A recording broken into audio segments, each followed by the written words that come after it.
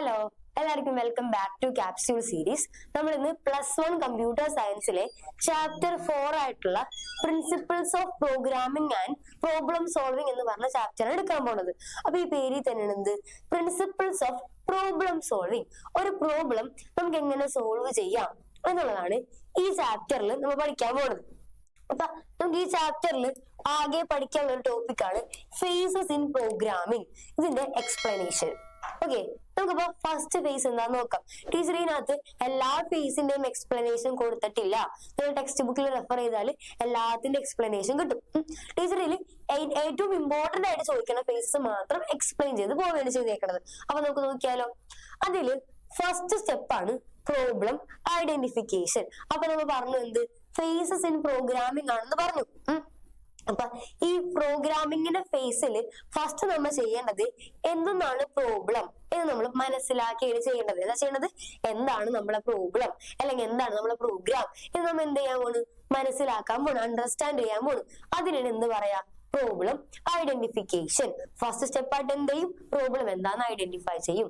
Second സ്റ്റെപ്പായിട്ട് നമ്മൾ പറയണത് preparing algorithms and flow chart. നമ്മൾ എന്ത് ചെയ്യും, ഈ പ്രോബ്ലത്തിന്റെ ബേസിൽ അതുമായി കറസ്പോണ്ട് ആയിട്ടുള്ള അൽഗോരിതം ഫ്ലോ ചാർട്ട് നമുക്ക് ഉണ്ടാക്കും.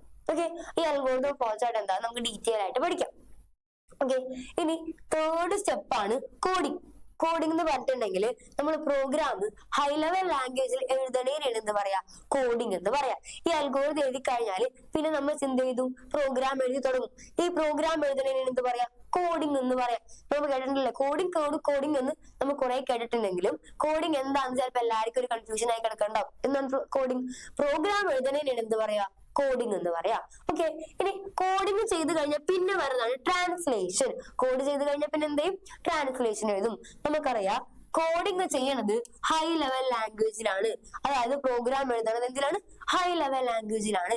ട്രാൻസ്ലേഷൻ എന്ന് പറഞ്ഞിട്ടുണ്ടെങ്കിൽ ഈ ഹൈ ലെവൽ ലാംഗ്വേജിൽ എഴുതിയ പ്രോഗ്രാമിനെ നമ്മൾ ലോ ലെവൽ ലാംഗ്വേജിലോട്ട് മാറ്റും.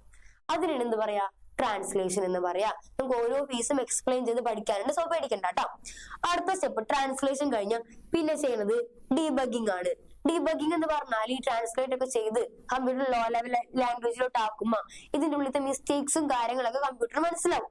ഓക്കെ, ആ മിസ്റ്റേക്കും കാര്യങ്ങളൊക്കെ മാറ്റണതിനാണ് എന്ത് പറയാ, ഡീബഗിംഗ് എന്ന് പറയാ. ഓക്കെ, അടുത്ത സ്റ്റെപ്പ് എക്സിക്യൂഷൻ ആൻഡ് ടെസ്റ്റിംഗ്. അതായത് പ്രോഗ്രാം ഒക്കെ ചെയ്ത് കഴിഞ്ഞ് നമുക്ക് എന്ത് ചെയ്യണം, ഈ പ്രോഗ്രാമിൽ ഒന്ന് റൺ ചെയ്ത് നോക്കണം. ഓക്കെ, എന്തിനാണ്, നമ്മളെ റിസൾട്ട് ഒക്കെ കിട്ടിയോ എന്ന് അറിയാൻ വേണ്ടിയിട്ട് നമ്മൾ എന്ത് ചെയ്യും, പ്രോഗ്രാമിൽ ഒന്ന് റൺ ചെയ്ത് നോക്കും. അതിനാണ് എക്സിക്യൂഷൻ ആൻഡ് ടെസ്റ്റിംഗ് എന്ന് പറയാ. ഏറ്റവും ലാസ്റ്റ് ആയിട്ടുള്ളതാണ് ഡോക്യുമെന്റേഷൻ. ഡോക്യുമെന്റേഷൻ എന്ന് പറഞ്ഞിട്ടുണ്ടെങ്കിൽ എനിക്ക് വേണമെങ്കിൽ എന്ത് ചെയ്യാം, എന്റെ പ്രോഗ്രാമിനെ ഡോക്യുമെന്റ് ചെയ്ത് സൂക്ഷിക്കാം. ഓക്കെ, അതിനാണ് എന്ത് പറയാ, ഡോക്യുമെന്റേഷൻ എന്ന് പറയാ. ഈ സ്റ്റെപ്സ് ആണ് നമ്മൾ ഇനി ഡീറ്റെയിൽ ആയിട്ട് പഠിക്കാൻ പോകുന്നത് കേട്ടോ. ഓക്കെ, അപ്പൊ നമ്മളെ ഫസ്റ്റ് സ്റ്റെപ്പ് പ്രോബ്ലം ഐഡന്റിഫിക്കേഷൻ ആയിരുന്നു. ഈ പ്രോബ്ലം ഐഡന്റിഫിക്കേഷനിൽ ടീച്ചർ അതിനെ കുറിച്ചുള്ള എക്സ്പ്ലനേഷൻ ഒന്നും ഇവിടെ തന്നിട്ടില്ല. സെക്കൻഡ് സ്റ്റെപ്പ് ആയിട്ടുള്ള preparing algorithms and flow chart എന്ന് പറഞ്ഞൊരു സ്റ്റെപ്പ് ഉണ്ട്, അതിനെ കുറിച്ച് നമുക്ക് പഠിക്കാം. ഓക്കെ, അപ്പൊ നമുക്ക് ആദ്യം അൽഗോരിതം എന്താന്ന് നോക്കാം. എന്താണ് അൽഗോരിതം? അതായത് ഇപ്പൊ ടീച്ചർ ഒരു കാര്യം ചെയ്യാൻ പോണം, ഈ ചെയ്യാൻ പോണ കാര്യത്തിന് സ്റ്റെപ്പ് ബൈ സ്റ്റെപ്പ് ആയിട്ട് പറയാൻ പോണ്. എന്ത് ചെയ്യാൻ പോണ്, നമ്മൾ ചെയ്യാൻ പോണ കാര്യത്തിന് എന്ത് ചെയ്യാൻ പോണ്, സ്റ്റെപ്പ് ബൈ സ്റ്റെപ്പ് ആയിട്ട് പറയണേനാണ് എന്ത് പറയാ,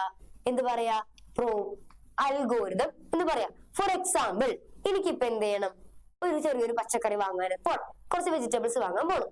അപ്പൊ ടീച്ചർ പറയുന്നത് ഫസ്റ്റ് സ്റ്റെപ്പായിട്ട് ടീച്ചർ പോയി അമ്മയുടെ പൈസ വാങ്ങി. സെക്കൻഡ് സ്റ്റെപ്പായിട്ട് ടീച്ചർ എന്ത് ചെയ്തു, വണ്ടി എടുത്തു. തേർഡ് സ്റ്റെപ്പായിട്ട് ടീച്ചർ കടയിൽ പോയിട്ട് വാങ്ങി. അങ്ങനെ നടക്കാൻ പോകുന്ന കാര്യങ്ങൾ എന്ത് ചെയ്യണം, സ്റ്റെപ്പ് ബൈ സ്റ്റെപ്പ് ആയിട്ട് പറയണേനാണ് എന്ത് പറയാ, അൽഗോരിതം എന്ന് പറയാ. സോ നോക്കിയേ എന്താ പറഞ്ഞേക്കണത്, it is a step by step procedure to solve a problem. അതായത് നമുക്കൊരു പ്രോബ്ലത്തിനെ സോൾവ് ചെയ്യാനായിട്ടുള്ള സ്റ്റെപ്പ് ബൈ സ്റ്റെപ്പ് പ്രൊസീജിയറിനാണ് എന്ത് പറയാ, അൽഗോരിതം എന്ന് പറയാ. അടുത്തത് ഫ്ലോ ചാർട്ട്. ഈ അൽഗോരിതത്തിന് തന്നെ ഞാനൊന്ന് വരച്ചു കാട്ടാൻ പോണ്. ഓക്കെ, അതിനാണ് എന്ത് പറയാ, ഫ്ലോ ചാർട്ട് എന്ന് പറയാ. അപ്പൊ നമുക്ക് എങ്ങനെ പറയാ, പിക്ചോറിയൽ റെപ്രസെന്റേഷൻ ഓഫ് അൽഗോരിതം. അൽഗോരിതത്തിന്റെ പിക്ചോറിയൽ റെപ്രസെന്റേഷൻ ആണ് എന്ത് പറയാ, ഫ്ലോ ചാർട്ട് എന്ന് പറയാ. സെറ്റ് അല്ലേ? ഇനി അടുത്തത് വരുന്നതാണ് ക്യാരക്ടറിസ്റ്റിക്സ് ഓഫ് അൽഗോരിതം. എന്നാണ് ക്യാരക്ടറിസ്റ്റിക്സ് ഓഫ് അൽഗോരിതം. അൽഗോരിതത്തിന്റെ ക്യാരക്ടറിസ്റ്റിക്സ് ആണ് ചോദിച്ചേക്കുന്നത്. നമുക്ക് നോക്കാം എന്തൊക്കെയാണെന്ന്. അപ്പം ഇവിടെ കൊടുത്തിട്ടുണ്ട് should begin with the instruction to accept the input. അതായത് നമ്മൾ ഇൻപുട്സിനെ വാങ്ങാനായിട്ടുള്ള ഇൻസ്ട്രക്ഷൻ വെച്ചിട്ടായിക്കോളൂ എന്ത് ചെയ്യാൻ പോണത്, സ്റ്റാർട്ട് ചെയ്യാൻ പോണത്. ഇൻപുട്സ് ഒക്കെ എന്താ നമുക്ക് പഠിക്കാട്ടാ, അൽഗോരിതം എല്ലാം ഡീറ്റെയിൽ ആയിട്ട് നിങ്ങൾക്ക് മനസ്സിലാവും. ഇനി അടുത്തത് use variables to refer data. ഒരു ഡാറ്റനെ റെഫർ ചെയ്യാനായിട്ട് എന്ത് യൂസ് ചെയ്യാ, വേരിയബിൾസിനെ യൂസ് ചെയ്യാ. എക്സാമ്പിൾ നിങ്ങളിപ്പോ സമ്മ് കണ്ടുപിടിക്കാനുള്ള അൽഗോരിതം പഠിച്ചപ്പോ ഒരിക്കലും നമ്മൾ ഇൻപുട്ട് 5 2 ഇങ്ങനെയൊക്കെയാണ് കൊടുത്തിരുന്നത്, അല്ല അല്ലെ? നമ്മൾ എങ്ങനെയാണ് കൊടുത്തിരുന്നത്, നമ്മൾ ഈ നമ്പേഴ്സിനെ എന്നും ബി എന്നൊക്കെ റെപ്രസെന്റ് ചെയ്തിരുന്നത്, അല്ലെങ്കിൽ എക്സ് വൈ നം1 നം2 ഇങ്ങനെയൊക്കെയല്ലേ പറഞ്ഞിരുന്നത്. ഒരിക്കലും നമ്മൾ എന്ത് ചെയ്തിരുന്നില്ല, ഡയറക്റ്റ് വാല്യൂസ് കൊടുത്തിരുന്നില്ല. പകരം എന്ത് കൊടുത്തു, വേരിയബിൾസ് ആയിട്ട് കൊടുത്തു. ഈ എനെയും ബിനെയൊക്കെ നമ്മൾ എന്ത് പറയാം, വേരിയബിൾസ് എന്ന് പറയാം. സോ എന്ത് ചെയ്യാം, ഒരു ഡാറ്റേനെ റെഫർ ചെയ്യാനായിട്ട് എന്ത് യൂസ് ചെയ്യാം, നമുക്ക് വേരിയബിൾസ് യൂസ് ചെയ്യാം. അടുത്തത് each and every instruction should be precise and unambiguous. അതായത് നമ്മൾ അൽഗോരിതത്തിനുള്ളിൽ കൊടുക്കണ ഓരോ ഇൻസ്ട്രക്ഷൻസും പ്രിസൈസ് ആയിരിക്കണം, കറക്റ്റ് കൃത്യമായിരിക്കണം, അൺആംബിഗസ് ആയിരിക്കണം. അൺആംബിഗസ് എന്ന് വെച്ചാല് നോട്ട് കൺഫ്യൂസിങ്. നിങ്ങൾക്ക് ഈ വേർഡിന്റെ പകരം നോട്ട് കൺഫ്യൂസിങ് എന്ന് യൂസ് ചെയ്യാട്ടോ. അതായത് കൺഫ്യൂസിങ് ഉണ്ടാക്കരുത്, യൂസേഴ്സിന് വായിക്കുമ്പോൾ ഒരു കൺഫ്യൂഷൻ, ഒരു എന്താ പറയാ, ഒരു കൺഫ്യൂഷൻ തോന്നരുത്. അതിനാണ് എന്താ പറയാ, അൺആംബിഗസ് എന്ന് പറയാട്ടോ. ആ വാക്കിന് പകരം നോട്ട് കൺഫ്യൂസിങ് എന്ന് യൂസ് ചെയ്താലും മതി. ഇനി അടുത്തത് total time to carry out all steps in the algorithm. എന്താ പറഞ്ഞേക്കണം, total time to carry out all steps in the algorithm must be finite. അതായത് എപ്പോഴും അൽഗോരിതം എഴുതുമ്പോൾ പരമാവധി സ്റ്റെപ്പ് കുറച്ച് എഴുതാൻ വേണ്ടി നോക്കണം. എന്ത് ചെയ്യണം, സ്റ്റെപ്സ് കുറച്ച് എഴുതാൻ വേണ്ടി നോക്കണം. എപ്പോഴും സ്റ്റെപ്സ് എന്തായിരിക്കണം, ഫൈനൈറ്റ് ആയിരിക്കണം, ഒരു കൃത്യ നമ്പറിലായിരിക്കണം. അല്ലാണ്ട് ഒരു 10 ഉണ്ടാവും, അങ്ങനെയല്ല. ഒരു ഫൈനൈറ്റ് നമ്പർ ഓഫ് സ്റ്റെപ്സിലായിരിക്കണം എന്ത് എഴുതേണ്ടത്, അൽഗോരിതം എഴുതേണ്ടത്. ഓക്കെ, ഇനി നമുക്ക് അടുത്ത പഠിക്കാനുള്ളത് അഡ്വാൻറ്റേജസ് ഓഫ് ഫ്ലോ ചാർട്ട് ആണ്. ഫ്ലോ ചാർട്ടിന്റെ അഡ്വാൻറ്റേജസ് എന്തൊക്കെയാണെന്ന് നമുക്ക് നോക്കിയാലോ. അപ്പൊ നമ്മൾ പറഞ്ഞു ഫ്ലോ ചാർട്ട് എന്താണ്, പിക്ചോറിയൽ റെപ്രസെന്റേഷൻ ഓഫ് അൽഗോരിതം അല്ലെ. നമ്മൾ അൽഗോരിതത്തിന് എന്ത് ചെയ്യാൻ പോണ്, വരച്ച് കാട്ടാൻ പോണ്. അതിനാണ് എന്ത് പറയാ, ഫ്ലോ ചാർട്ട് എന്ന് പറയാ. അഡ്വാൻറ്റേജസ് എന്ന് പറയുമ്പോൾ എപ്പോഴും വരച്ച് കാട്ടുന്നത് കാണാനല്ലേ കുറച്ചുകൂടി സിമ്പിൾ ആൻഡ് സൂപ്പർ, നമുക്ക് പെട്ടെന്ന് മനസ്സിലാക്കാൻ പറ്റും. ടീച്ചർ ഇപ്പൊ ഒരു പടം വരച്ചതേക്കണം, അതിനെ കുറിച്ച് എക്സ്പ്ലെയിൻ ചെയ്യണം. നിങ്ങൾക്ക് ഏതായിരിക്കും മൈൻഡിൽ കുറെ നേരം നിൽക്കാം, വരച്ച് കാട്ടണതല്ലേ. കൺഫ്യൂഷൻ ഒക്കെ കുറഞ്ഞില്ലേ, സെറ്റ് അല്ലേ അപ്പൊ വരച്ച് കാട്ടുമ്പോ. അതാണ് ഇവിടെ പറയാൻ പോകുന്നത് കേട്ടോ. എന്താ, ബെറ്റർ കമ്മ്യൂണിക്കേഷൻ. നമുക്ക് എന്താ ചെയ്യാം, ബെറ്റർ ആയിട്ട് ഫ്ലോ ചാർട്ട് വേണ്ടി കമ്മ്യൂണിക്കേറ്റ് ചെയ്യാൻ പറ്റും. എഫക്റ്റീവ് അനാലിസിസ്, നമുക്ക് അനലൈസ് ചെയ്യാനായിട്ട് സിമ്പിൾ ആയിക്കോളൂ. എഫക്റ്റീവ് സിന്തസൈസ് ചെയ്യാൻ സിമ്പിൾ ആയിക്കോളൂ. എഫിഷ്യന്റ് കോഡിങ്, അത് പ്രോഗ്രാം എഴുതണ നേരത്തെ നമുക്ക് എന്ത് ചെയ്യാം, സിമ്പിൾ ആയിട്ട് പ്രോഗ്രാം എഴുതാൻ ഒരു കൺഫ്യൂഷൻ ഇല്ലാണ്ട് ചെയ്യാം. ഇതാണ് എന്ത്, അഡ്വാൻറ്റേജസ് ഓഫ് ഫ്ലോ ചാർട്ട്. അടുത്ത് നോക്കാം, ലിമിറ്റ്. രണ്ട് ഇമ്പോർട്ടന്റ് ആണ്. അഡ്വാൻറ്റേജസും ഇമ്പോർട്ടന്റ് ആണ്, ലിമിറ്റേഷനും ഇമ്പോർട്ടന്റ് ആണ്. എന്തായാലും ക്വസ്റ്റ്യൻ പേപ്പർ ഉണ്ടാവും കേട്ടോ. അപ്പൊ നോക്കിയേ, ലിമിറ്റേഷൻസ് ഓഫ് ഫ്ലോ ചാർട്ട്. നിങ്ങൾ ആലോചിച്ച് നോക്കിയേ, നമ്മൾ പറഞ്ഞു ഇപ്പൊ ടീച്ചർ ഒരു ഫ്ലോ ചാർട്ട് വരച്ചാട്ടോ. ഇവിടെ നോക്കിയേ, ഇതെന്റെ ഒരു ഫ്ലോ ചാർട്ട് ആണ്. സ്റ്റാർട്ട് ഉണ്ട്, ഒരു ഇൻപുട്ടിന്റെ ഉണ്ട്, ഒരു പ്രോസസ്സിംഗ് ഉണ്ട്, ഒരു സ്റ്റോപ്പ് ഉണ്ട്. ഇതൊരു ഫ്ലോ ചാർട്ട് ആണെന്ന് വിചാരിക്കും. ഓക്കെ, എനിക്ക് പെട്ടെന്ന് ഒരു ദിവസം ഇവിടെ ഒരു സ്റ്റെപ്പ് ആഡ് ചെയ്യണം തോന്നി. എന്ത് ചെയ്യണം, ഇവിടെ എനിക്കൊരു എക്സ്ട്രാ സ്റ്റെപ്പ് എന്ത് ചെയ്യണം, ആഡ് ചെയ്ത് കൊടുക്കണം. ഭയങ്കര പണിയല്ലേടാ, മായിച്ച് വരച്ചു, കൺഫ്യൂഷൻ. അപ്പൊ നമുക്ക് എന്താ പറയാ, മോഡിഫിക്കേഷൻ ഈസ് ഡിഫിക്കൾട്ട്. പെട്ടെന്ന് ഒരു ദിവസം കയറിക്ക് മോഡിഫൈ ചെയ്യണം തോന്നിയത് എന്തായിക്കോളൂ, ഡിഫിക്കൾട്ട് ആയിക്കോളൂ. പിന്നെ ഇത് വരച്ച് മെനക്കേടല്ലേ, നമുക്ക് എന്തോരം പണിയെടുക്കണം. അപ്പൊ എന്താ പറയാ, ടൈം കൺസ്യൂമിങ്, കുറെ സമയവും എടുക്കും. ഇതാണ് എന്ത്, ഫ്ലോ ചാർട്ടിന്റെ ലിമിറ്റേഷൻസ്. ഓക്കെ അല്ലേ. അപ്പൊ അഡ്വാൻറ്റേജസും പഠിക്കണം, ലിമിറ്റേഷൻസും പഠിക്കണം. നമുക്ക് അൽഗോരിതം വരയ്ക്കാനും പഠിക്കാം, ഫ്ലോ ചാർട്ട് വരയ്ക്കാനും പഠിക്കാം, അൽഗോരിതത്തിന് എഴുതാനും പഠിക്കാം. ഓക്കെ, അപ്പൊ നമുക്ക് ഇവിടെ ക്വസ്റ്റ്യൻ ആദ്യം വായിച്ചു നോക്കി. എന്താ പറഞ്ഞേക്കുന്നത്, write an algorithm and draw a flow chart to find the sum of 3 numbers. എന്താ പറഞ്ഞേക്കുന്നത്, 3 നമ്പേഴ്സിന്റെ സമ്മ് കണ്ടുപിടിക്കാനാണ് പറഞ്ഞേക്കുന്നത്. എന്താ ചെയ്യേണ്ടത്, 3 നമ്പേഴ്സിന്റെ സമ്മ്. അപ്പൊ അവിടെ ശ്രദ്ധിച്ചേ, ക്വസ്റ്റ്യൻ നമുക്ക് ആദ്യം പഠിക്കാം. സമ്മ് കണ്ടുപിടിക്കണം. എത്ര നമ്പർ, സമ്മ് മാത്രല്ല ആവറേജ് കണ്ടുപിടിക്കണം. എത്ര നമ്പർ, 3 നമ്പർ. ഇത്രയും കാര്യങ്ങളാണ് നമ്മൾ എന്ത് ചെയ്യണം, നോട്ട് ചെയ്ത് വെക്കേണ്ടത് കേട്ടാ. എന്താണ് കണ്ടുപിടിക്കേണ്ട ആൾക്കാരെയും എത്ര എണ്ണത്തിന്റെ, ഈ 3 കാര്യങ്ങളാണ് എപ്പോഴും അൽഗോരിതത്തിലും ഫ്ലോ ചാർട്ടിലും ശ്രദ്ധിക്കേണ്ടത്. ഓക്കെ, അപ്പൊ ഇവിടെ 3 നമ്പർ ആയതുകൊണ്ട് തന്നെ നമുക്ക് 3 നമ്പേഴ്സിനെയാണ് അറിയേണ്ടത്. അറിയാം 3 നമ്പേഴ്സ് ആരാന്നില്ല. അപ്പൊ നമുക്ക് 3 നമ്പേഴ്സിന് വേണം. നമ്മൾ നേരത്തെ ക്യാരക്ടറിസ്റ്റിക്സിൽ പറഞ്ഞിരുന്നു എപ്പോഴും വാല്യൂസിനെ റെഫർ ചെയ്യുന്നത് നമ്മുടെ വാല്യൂസിനെ റെഫർ ചെയ്യുന്നത് വേരിയബിൾസ് ആയിട്ടാണെന്ന്. അതായത് ഈ 3 നമ്പേഴ്സിന് ഒരിക്കലും 3 നമ്പർ 5, 6, 7 ഇങ്ങനെ കൊടുക്കാൻ പറ്റൂല. എന്ത് ചെയ്യണം, എനിക്ക് ഈ 3 നമ്പേഴ്സിന് പകരം 3 വേരിയബിൾസ് ഉണ്ടാക്കണം. അപ്പൊ എനിക്ക് എന്ത് ചെയ്യാം, 3 വേരിയബിൾസ് ഉണ്ടാക്കുമ്പോൾ ഒരാൾ എ, അടുത്തത് ബി, അടുത്തത് സി. സെറ്റ് അല്ലേ? നമ്മൾ നേരത്തെ പറഞ്ഞിരുന്നത് അൽഗോരിതത്തിന്റെ ക്യാരക്ടറിസ്റ്റിക്സിൽ പറഞ്ഞിരുന്നു use variables to refer data.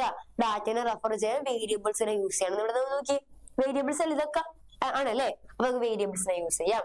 So എന്ത് ചെയ്യാം, അൽഗോരിതം എഴുതുമ്പോ സ്റ്റെപ്പ് ബൈ സ്റ്റെപ്പ് ആയിട്ട് വേണം എഴുതാനായിട്ട്. സോ സ്റ്റെപ്പ് 1 എപ്പോഴും സ്റ്റാർട്ട് ആയിക്കൊള്ളൂ.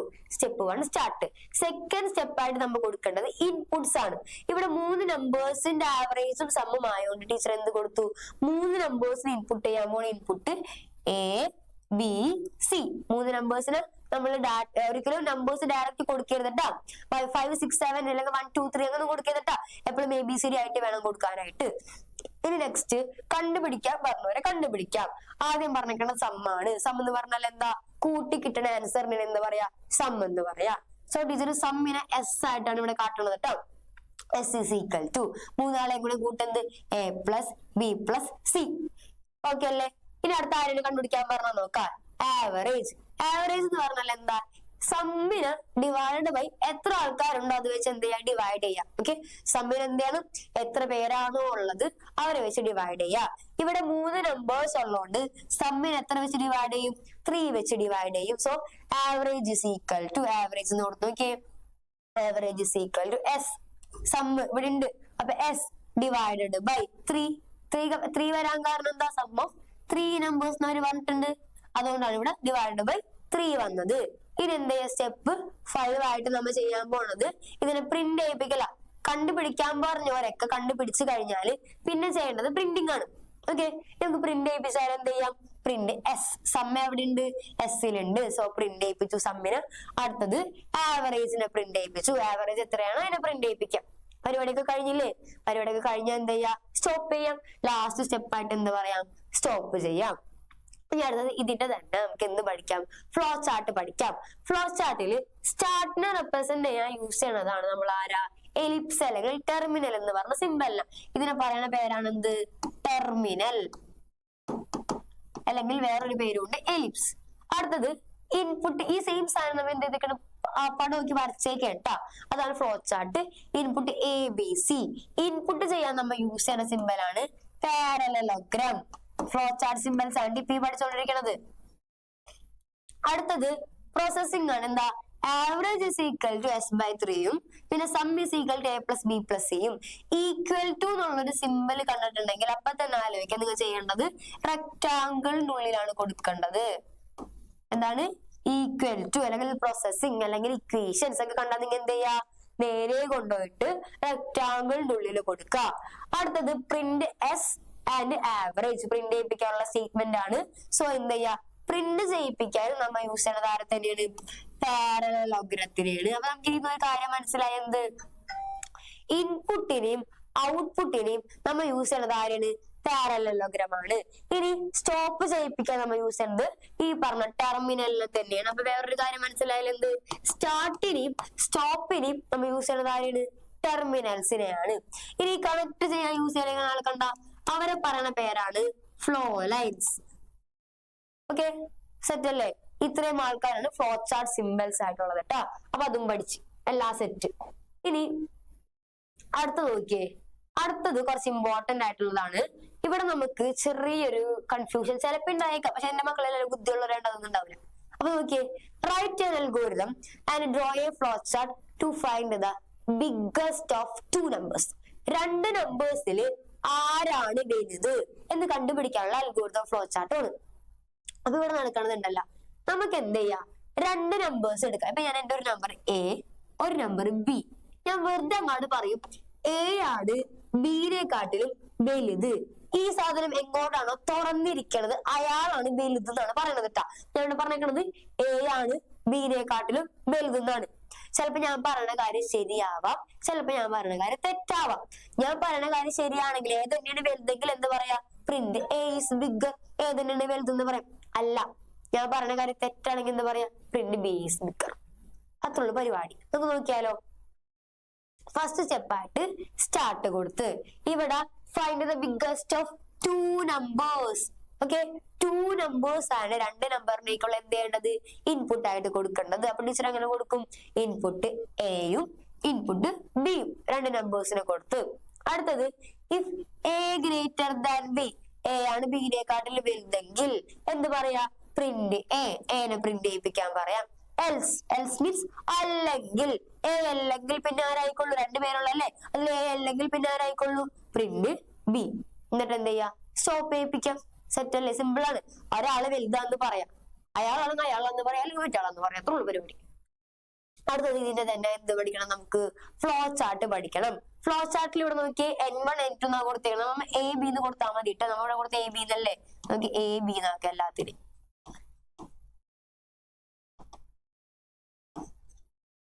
അപ്പൊ നോക്കിയേ, കാണണ്ട നിങ്ങക്ക്?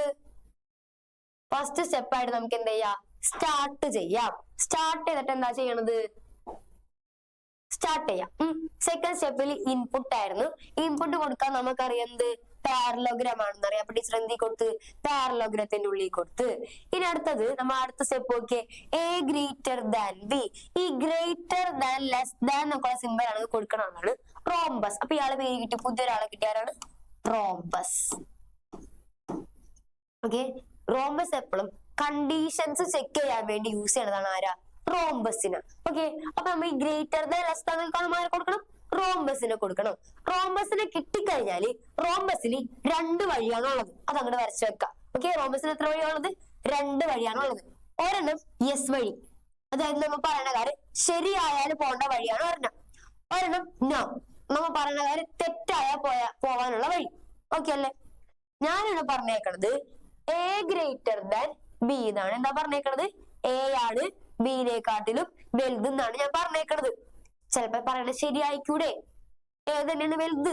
സമ്മതിച്ച് അങ്ങനെ നമുക്ക് യെസ് വഴി കൂടെ പറഞ്ഞേക്കാം. ശരി വഴി കൂടെ പറഞ്ഞിട്ട് എന്ത് പറയാ? പ്രിന്റ് എനെ പ്രിന്റ് ചെയ്യിപ്പിക്കാം. അല്ലെങ്കിൽ പിന്നെ എന്തായിക്കൊള്ളൂ? പ്രിന്റ് ബി എന്ന് പറയാ.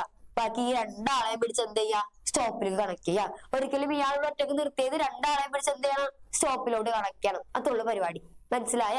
അപ്പൊ റോംബസ് പറഞ്ഞപ്പോഴാണ് ഗ്രേറ്റർ ദാൻ ലെസ് ദാൻ അങ്ങനത്തെ കണ്ടീഷൻസ് വരുമ്പോഴാണ് ആരെ യൂസ് ചെയ്യുക? റോംബസിനെ യൂസ് ചെയ്യുക. റോംബസിനെ യൂസ് ചെയ്ത് 2 വഴി ആദ്യം തന്നെ വരച്ചു വെക്കാം. ഒരു യെസ് വഴി, ഒരു നോ വഴി. നമ്മൾ ഇതിന്റെ ഉള്ളിൽ റോംബസിന്റെ ഉള്ളിൽ എന്ത് കാര്യമാണോ പറയണത് ആ കാര്യം ശരിയാണെങ്കിൽ യെസ് കൂടെ പറഞ്ഞയക്കാം, പ്രിന്റ് എ. നമ്മൾ പറയുന്ന കാര്യം തെറ്റാണെങ്കിൽ നോയി കൂടെ പറഞ്ഞയക്കാം. ഞാനിവിടെ പറഞ്ഞേക്കണ എ ആണ് ബിനെക്കാട്ടിൽ വലുതെന്നാണ്. ശരിയാണെങ്കിൽ എനെ പ്രിന്റ് ചെയ്യാ, അല്ലെങ്കിൽ ബിനെ പ്രിന്റ് ചെയ്യാ. 2 ആളെയും കൊണ്ട് സ്റ്റോപ്പിലോട്ട് ഇടാ. അത്രയുള്ള പരിപാടി. ഓക്കെ, അടുത്ത നോക്കിയേ, algorithm to find algorithm and flowchart to find area of a rectangle. എന്താ പറഞ്ഞേക്കണത്? Area of a rectangle. ഒരു റെക്ടാങ്കിളിന്റെ ഏരിയ കണ്ടുപിടിക്കാനാണ് പറഞ്ഞേക്കണത്. എന്താ ചെയ്യേണ്ടത്? Area of a rectangle. Area of a rectangle. ശ്രദ്ധിക്കണം, ഏരിയ കണ്ടുപിടിക്കണം. ആര് ഏരിയയാണ്? റെക്ടാങ്കിളിന്റെ ഏരിയ. നമുക്ക് നോക്കാം. അപ്പ ഫസ്റ്റ് സ്റ്റെപ്പ് ആണ് ഇവിടെ കൊടുത്തിട്ടുണ്ട്. ടീച്ചർ എന്താ പറഞ്ഞേക്കണത്? സ്റ്റാർട്ട്. നമുക്കറിയാം ഫസ്റ്റ് സ്റ്റെപ്പ് എപ്പോഴും നമുക്കറിയാം സ്റ്റാർട്ട് ആണെന്ന് അറിയാം. അടുത്തത് റെക്ടാങ്കിളിന്റെ ഏരിയ കണ്ടുപിടിക്കാനായിട്ട് എന്താ ചെയ്യേണ്ടത്? L×B അല്ലേ? ലെങ്ത് ഇൻറ്റു ബ്രെഡ്ത്ത് അല്ലേ റെക്ടാങ്കിളിന്റെ ഏരിയ? അതെ അല്ലെ? റെക്ടാങ്കിൾ ഏരിയ എന്താ? Length into breadth. സോ നമുക്ക് ഇവിടെ അറിയേണ്ടത് ആരൊക്കെയാണ്?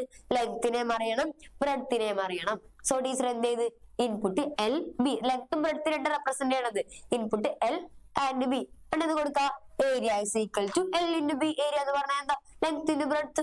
അത് അങ്ങോട്ട് കൊടുത്ത് ഇനി എന്ത് ചെയ്യാം? നമുക്ക് ഏരിയനെ പ്രിന്റ് ചെയ്യിപ്പിക്കാം. കണ്ടുപിടിക്കേണ്ട കാര്യം കണ്ടുപിടിച്ചു കഴിഞ്ഞാൽ പിന്നെ എന്താ ചെയ്യേണ്ടത്? പ്രിന്റിംഗ് ആണ്.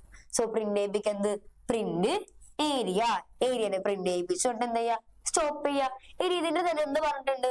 ഫ്ലോ ചാർട്ട് പറഞ്ഞിട്ടുണ്ട്. ഫ്ലോ ചാർട്ട് വരയ്ക്കാൻ നമുക്ക് സ്റ്റാർട്ട് നമുക്കറിയാം ആരാണ്? എലിപ്സ് ആണ്. അപ്പൊ ഒരു എലിപ്സ് വരയ്ക്കാം. അതിനുള്ളിൽ എന്ത് കൊടുക്ക? സ്റ്റാർട്ട് കൊടുക്കുക. സെറ്റ് അല്ലേ? അടുത്തത് ഇൻപുട്ട് എൽ ബി. ഇൻപുട്ട് ചെയ്യാൻ വേണ്ടി നമുക്കറിയാം ആരാണെന്ന് അറിയാം, പാരലലോഗ്രാം ആണ്. ഒരു പാരലലോഗ്രാം വരയ്ക്കുക. അതിന്റെ ഉള്ളിൽ എന്ത് കൊടുക്കണ്ട്, ഇൻപുട്ട് എൽ ബി. എല്ലിനെ ബിനെ കൊടുത്ത് അടുത്ത സ്റ്റെപ്പ് നോക്കിയേ, area is equal to L into B. നമ്മൾ പറഞ്ഞു ഈക്വൽ ടു എന്നുള്ള സ്റ്റെപ്പ് കണ്ടാൽ ആരെ കൊടുക്കണം, റെക്ടാങ്കിളിനെ കൊടുക്കണം. അപ്പൊ ടീച്ചർ റെക്ടാങ്കിളിനുള്ളിൽ എന്ത് കൊടുക്കുക, ഏരിയ ഇസ് ഈക്വൽ ടു അവിടെ കൊടുത്തേക്കുന്ന സെയിം ഇട്ടാ എൽ ഇൻറ്റു ബി. അപ്പൊ നോക്കിയാൽ മൾട്ടിപ്ലിക്കേഷൻ നമ്മൾ സ്റ്റാർ ആയിട്ട് റെപ്രസെന്റ്, ഒരിക്കലും ഇങ്ങനെ വന്നിട്ട് വെക്കരുത് കേട്ടാ. ഇനി അടുത്ത് നോക്കിയേ, പ്രിന്റ് ഏരിയ. നമുക്കറിയാം പ്രിന്റ് ചെയ്യിപ്പിക്കാൻ ആരെ തന്നെയാണ്, പാരലലോഗ്രാം തന്നെയാണ്. എന്ന് പറയാം, പ്രിന്റ് ഏരിയ. അടുത്ത സ്റ്റെപ്പ് സ്റ്റോപ്പ് ആണ്. നമുക്കറിയാം സ്റ്റോപ്പ് ചെയ്യിപ്പിക്കാനായിട്ട് ആരാണ് കൊടുക്കുന്നത്, എലിപ്സിനാണ് കൊടുക്കേണ്ടത്. So stop. ഇതാണ് എന്ത്, ഫ്ലോ ചാർട്ട്. സെറ്റ് അല്ലേ? ഇനി അടുത്ത പഠിക്കാട്ടെ നമുക്ക്. അടുത്ത നോക്കിയേ, algorithm to print natural numbers up to 100. എന്താ പറഞ്ഞേക്കണം, നമുക്ക് ക്വസ്റ്റ്യൻ ആദ്യം വായിച്ച് പഠിക്കാം. നാച്ചുറൽ നമ്പേഴ്സിന് എന്ത് ചെയ്യിപ്പിക്കണം, പ്രിന്റ് ചെയ്യിപ്പിക്കണം അപ് ടു 100. 100 വരെ ഇമ്പോർട്ടന്റ് ക്വസ്റ്റ്യൻ ആണ് കേട്ടോ. 100 വരെയുള്ള നാച്ചുറൽ നമ്പേഴ്സിന് പ്രിന്റ് ചെയ്യിപ്പിക്കാനുള്ള അൽഗോരിതം. അതായത് കൺസെപ്റ്റ് ഇത്രേ ഉള്ളൂ. നമുക്ക് എന്ത് ചെയ്യണം, 1 2 3 4 അങ്ങനെ പ്രിന്റ് ചെയ്ത് 100 വരെയും എന്ത് ചെയ്യാം, പ്രിന്റ് ചെയ്യിപ്പിക്കാം. ഇതിനുള്ള അൽഗോരിതം എഴുതണം, ഫ്ലോ ചാർട്ടും വരയ്ക്കണം. ചെയ്ത് നോക്കാം. അപ്പൊ നമുക്ക് ഓരോന്നും തുടങ്ങാം. നമുക്കറിയാം സ്റ്റെപ്പ് 1 എപ്പോഴും എന്തായിരിക്കുള്ളൂ, സ്റ്റെപ്പ് 1 എന്തായിരിക്കുള്ളൂ, ടീച്ചർ കൂടെ ചെയ്യണം. അതുകൊണ്ടാണ് ടീച്ചർ ഇത് പ്രത്യേകം ഇടാഞ്ഞത്, കൂടെ ചെയ്തു പോകാൻ വേണ്ടിയിട്ടാണ്. എല്ലാവരും ബുക്കൊക്കെ എടുത്ത് ചെയ്തോ. സ്റ്റെപ്പ് 1 എന്താ ചെയ്യേണ്ടത്, സ്റ്റാർട്ട് ചെയ്യാ. ഓക്കെ, സ്റ്റാർട്ട് ചെയ്ത്. ഇനി സ്റ്റെപ്പ് 2.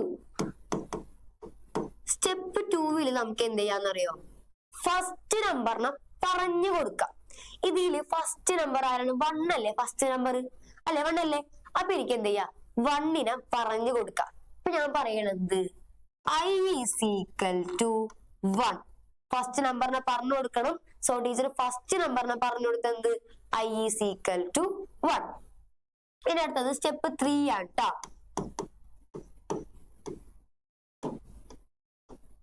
ഓക്കെ, സ്റ്റെപ്പ് 3 നമുക്ക് എന്ത് ചെയ്യാം, ഇപ്പൊ നമ്മള് ഫസ്റ്റ് നമ്പറിനെ പറഞ്ഞു കൊടുത്തു. ഫസ്റ്റ് നമ്പറിനെ പ്രിന്റ് ചെയ്യിപ്പിക്കണ്ടേ, 1നെ പ്രിന്റ് ചെയ്യിപ്പിക്കണ്ടേ, വേണം. അപ്പൊ ഞാൻ എന്ത് പറയാ, പ്രിന്റ്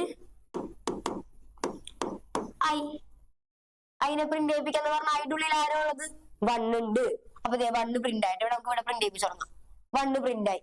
ഓക്കെ. ഇനി നമുക്ക് എന്ത് ചെയ്യണം, അടുത്ത ആരോ പ്രിന്റ് ചെയ്യിപ്പിക്കേണ്ടത്, 2വിനാണ് പ്രിന്റ് ചെയ്യിപ്പിക്കേണ്ടത്.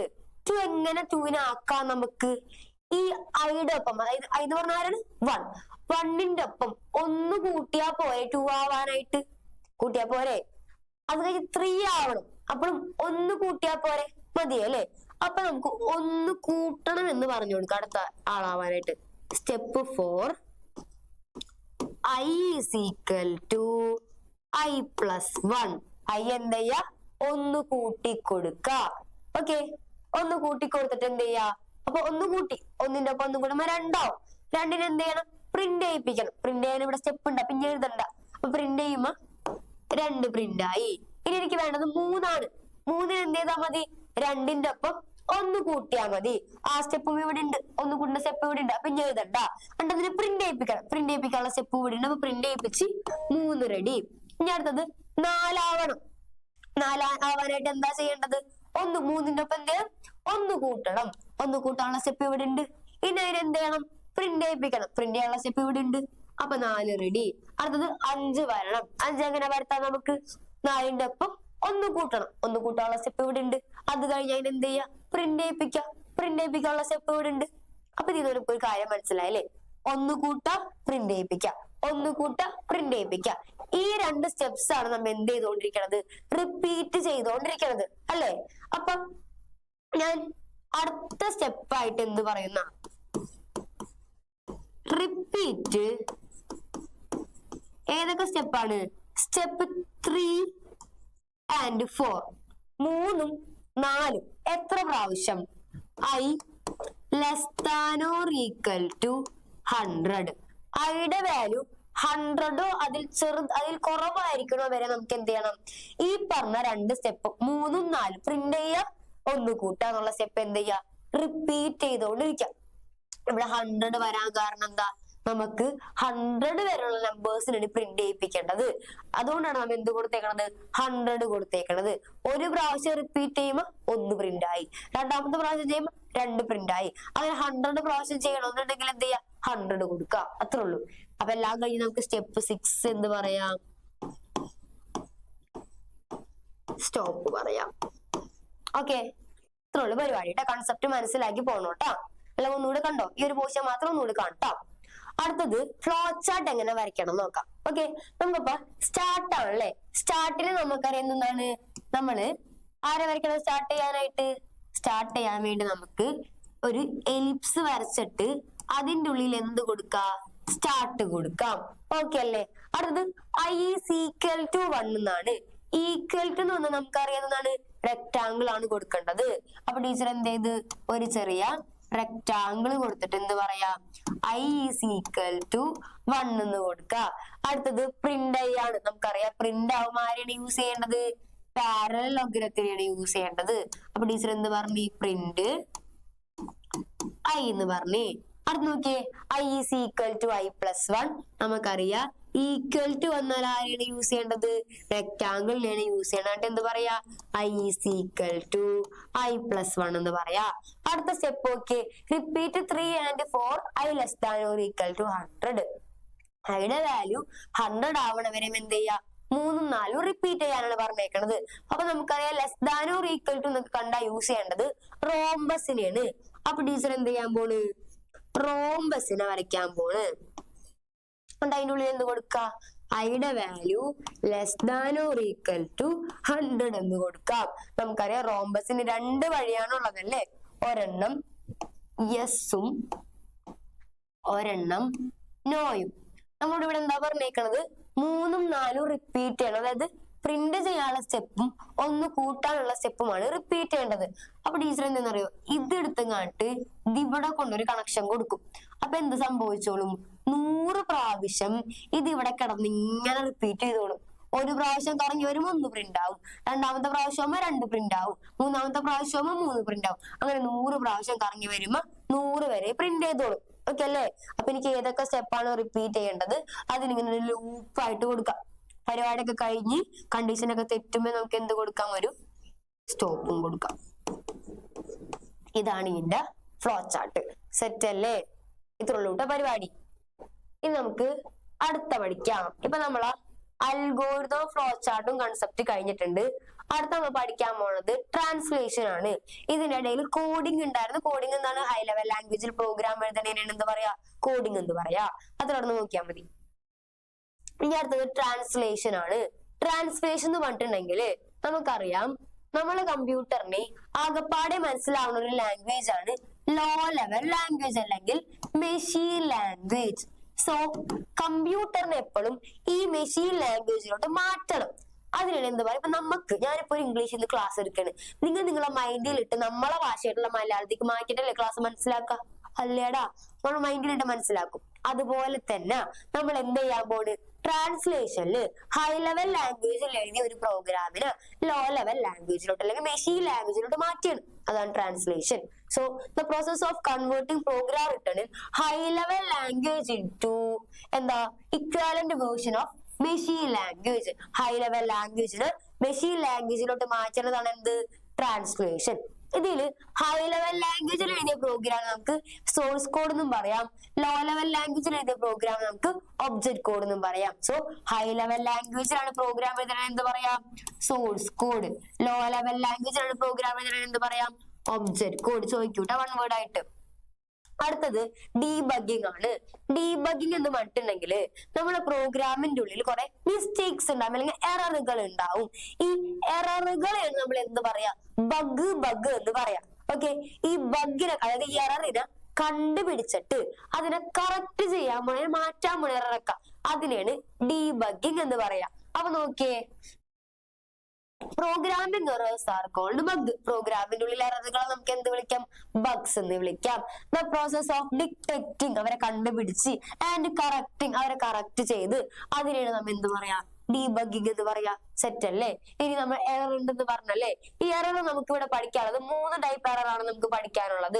അതിൽ ആദ്യത്തെ ഇമ്പോർട്ടന്റ് ആയിട്ട് മക്കൾ ഡീബഗിങ് തൊട്ട് ഭയങ്കര ഇമ്പോർട്ടന്റ് ആണ്. അതിൽ ആദ്യത്തെ എറർ ആണ് സിന്റാക്സ് എറർ. സിന്റാക്സ് എറർ എന്ന് പറഞ്ഞിട്ടുണ്ടെങ്കിൽ നമ്മുടെ പ്രോഗ്രാമിനുള്ളിൽ കുറെ നിയമങ്ങൾ ഉണ്ടാവും, അല്ലെങ്കിൽ റൂൾസ് ഉണ്ടാവും. പിന്നെ പ്രോഗ്രാമിന്റെ ഉള്ളിൽ ഓരോ സിന്റാക്സ് ഒക്കെ ഉണ്ടാവും. ഈ സിന്റാക്സോ അല്ലെങ്കിൽ റൂൾസോ ഫോളോ ചെയ്തില്ല എന്നുണ്ടെങ്കിൽ വരുന്ന എറർ ആണ് എന്ത്? Syntax error. അപ്പൊ നമുക്ക് ഇങ്ങനെ പറയാം, errors which occur when the rules or syntax of the programming language are not followed. റൂൾസോ സിന്റാക്സോ ഫോളോ ചെയ്തില്ല എന്നുണ്ട്, നോട്ട് ഫോളോവുഡ് ആണെങ്കിൽ നമുക്ക് എന്താ പറയാ? സിന്റാക്സ് എറർ എന്ന് പറയാ. അടുത്തത് logical errors. Errors is due to improper planning of program logic. പ്രോഗ്രാമിന്റെ ലോജിക്കിന് പ്രോപ്പർ ആയിട്ട് പ്ലാൻ ചെയ്തില്ല എന്നുണ്ടെങ്കിൽ പറഞ്ഞ എറർ ആണ് എന്ത്? Logical error. And finally run time error. അതായത് പ്രോഗ്രാമിന്റെ എക്സിക്യൂഷൻ ടൈം സമയത്ത്, അതായത് റൺ ടൈമില് പ്രോഗ്രാം റൺ ചെയ്യണ സമയത്താണ് എറർ കണ്ടുപിടിക്കണം എന്നുണ്ടെങ്കിൽ അതിനെ പറയുന്ന പേരാണ് എന്ത്? Run time error. എക്സാമ്പിൾ പഠിച്ചു വെക്കാം, ഡിവിഷൻ ബൈ 0. അടുത്തത് എക്സിക്യൂഷൻ ആൻഡ് ടെസ്റ്റിംഗ് എന്ന് പറഞ്ഞുകൊണ്ട് സ്റ്റെപ്പിന്റെ ഉള്ളിലിട്ട് അതിന് ഈ രീതിയിൽ കൊടുത്തിട്ടില്ല. ലാസ്റ്റ് സ്റ്റെപ്പാണ് ഡോക്യുമെന്റേഷൻ. ഭയങ്കര ഇമ്പോർട്ടന്റ് ആയിട്ട് പല രീതിയിൽ ക്വസ്റ്റ്യൻ വരുന്ന ഒരു സെക്ഷൻ ആണ് എന്ത്? ഡോക്യുമെന്റേഷൻ. ചിലപ്പോൾ ക്വസ്റ്റ്യൻ മനസ്സിലാവില്ല, അതുപോലെ ആയിക്കോളും ഇവിടെ വരുന്നത്. ഭയങ്കര ഇമ്പോർട്ടന്റ് ആയിട്ടുള്ള സാധനമാണ് ഡോക്യുമെന്റേഷൻ. നമുക്ക് നോക്കാം. ഡോക്യുമെന്റേഷൻ എന്ന് പറഞ്ഞാല് പ്രോഗ്രാമിലൊക്കെ ചെയ്ത് കഴിഞ്ഞതിന് ശേഷം ഞാൻ ഡോക്യുമെന്റ് ആയിട്ട് സൂക്ഷിച്ചു വെക്കുകയാണ്. എന്തിനാ? എന്റെ പ്രോഗ്രാമിന്. അതിന് ഡോക്യുമെന്റേഷൻ എന്ന് പറയാം. ഈ ഡോക്യുമെന്റ് ചെയ്യണത് കമ്പ്യൂട്ടറിന്റെ ഉള്ളിൽ തന്നെ എഴുതുന്നുണ്ടെങ്കിൽ, പ്രോഗ്രാമിന്റെ തൊട്ടടിയിൽ തന്നെ നമുക്ക് കമന്റ് എഴുതും. അങ്ങനെ എഴുതുന്നുണ്ടെങ്കിൽ അതിനെ പറയണതാണ് എന്ത്? Internal documentation.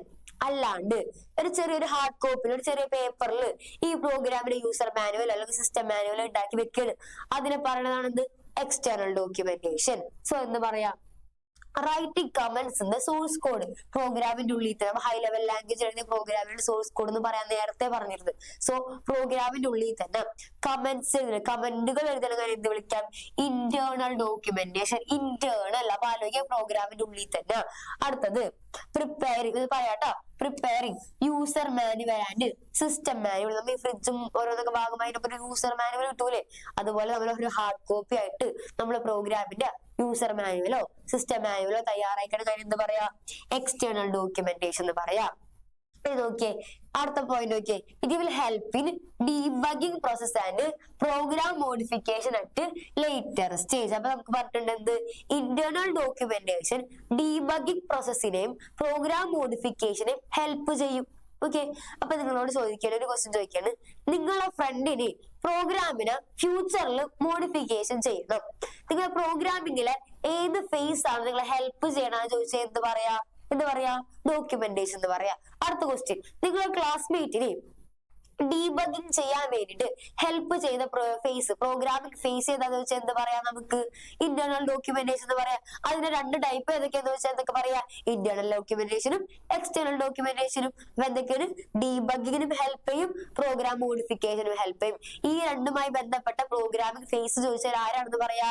ഇന്റേണൽ ഡോക്യുമെന്റേഷൻ ആണെന്ന് പറയാ. അതിന്റെ സബ് പാർട്ട് ആയിട്ട് ചോദിക്കും, 2 പേര് ആരൊക്കെയെന്ന് ചോദിക്കും, 2 ടൈപ്പ് ഓഫ് ആൾക്കാർ ആരൊക്കെയെന്ന് വെച്ചാൽ എന്തൊക്കെ പറയാ? ഇന്റേണൽ ഡോക്യുമെന്റേഷനും എക്സ്റ്റേണൽ ഡോക്യുമെന്റേഷനും. ഇമ്പോർട്ടന്റ് ആയിട്ട് ഡയറക്റ്റ് ക്വസ്റ്റ്യൻ ഉണ്ടാവില്ല, ഇൻഡയറക്റ്റ് ക്വസ്റ്റ്യൻ ആയിക്കൊള്ളൂ. അപ്പൊ ഈ 2 പോയിന്റ് ആണ് നോക്കേണ്ടത്. എന്തൊക്കെ? ഡീബഗിങ്ങും മോഡിഫിക്കേഷനും. അതുമായി ബന്ധപ്പെട്ട ക്വസ്റ്റ്യൻസ് ആയിക്കോളും വരാം. സെറ്റ് അല്ലേ? അപ്പൊ ഇത്രയുള്ള ചാപ്റ്റർ കേട്ടോ. All the very best.